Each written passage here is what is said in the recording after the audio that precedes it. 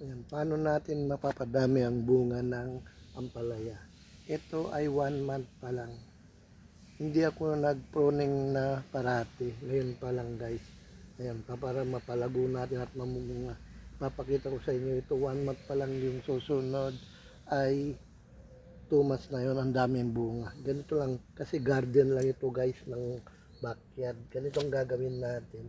Tignan natin yung puno na pinaka alisin natin dito yung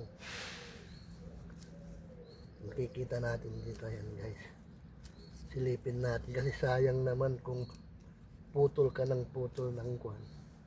Ayan guys, ito, ayan, silip na natin doon. Ito ay alisin natin. Ayan guys, alisin natin yan. Huwag tayong putol ng putol. Ayan, yung pinaka main, huwag natin putulin ito. Ayan, yan ang kagandahan kasi meron ng bunga siya guys. Ganitong kinukuhan ko. Ayan. Pag nakuhan na natin, lalago na yan. Ayan. Ito pa, pakikinagbangan pa itong inaalis natin. Ayan. So ngayon yan, silipin natin, alisin natin itong mga dahon para makuha natin.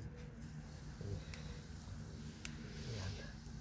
Pag-alis natin ng dahon, makikita mo dyan kung talagang nakuha na pruning ang tawag kasi hindi ako basta-basta nagpro-pruning kasi sayang naman, backyard lang tayo guys.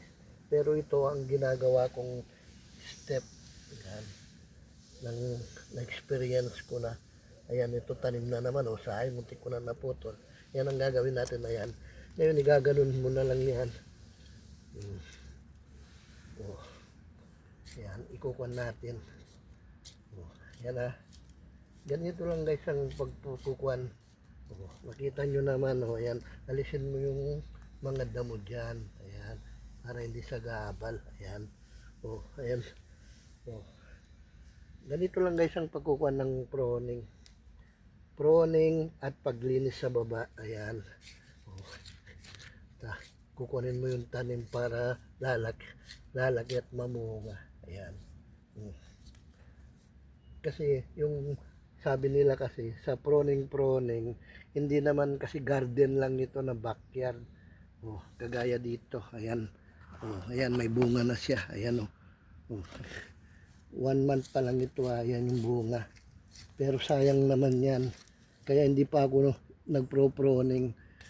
Di baling maliit, at least naman meron. Ayan. Ayan guys. Oh. Ngayon ipakita ko sa inyo yung sa pinaka main na kwan na. Ayan. Oh, ayan yung mga bunga niya. Ayan, ipakita ko. Ayan yung mga bunga. Ayan guys, yung mga bunga. Oh. Ayan, malilit nga lang, pero pag tumas na yan, malalaki na kasi sayang naman. Oh, ngayon punta tayo dun sa kwan naman sa kabila. Ayan, para makita nyo yung mga bunga na ng ampalaya. Ayan, pwede nang punta tayo sa ito, 2 months na siya. Ayan. Ayan yung mga bunga. Ayan. Ayan yung mga bunga ng ampalaya. Ito sa taas naman. Oh, ayan. Second batch na bunga na yan. Yan ay malalaki na. Oh. Ganyan lang guys ang pagkukuha ng backyard. 2 years ko na experience dito sa Italia ito. Ayan. Oh, ito yung bunga ng first batch. Oh, ayan. Oh, ganyan lang guys. Oh, makikita nyo naman. Ayan. Oh, dahil mainit sa panahon, kaya medyo mabagal, pero marami pa rin bunga. Oh. Ganyan kung ngayon ang kuwan natin guys dyan, yan na pruning na sa baba. Ayan. Ngayon halisin ko na naman itong mga kuwan dito kasi pipitasin na natin yung bunga sa baba para yung mga bunga sa taas ay gaganda. Ayan guys. Oh, kita nyo na.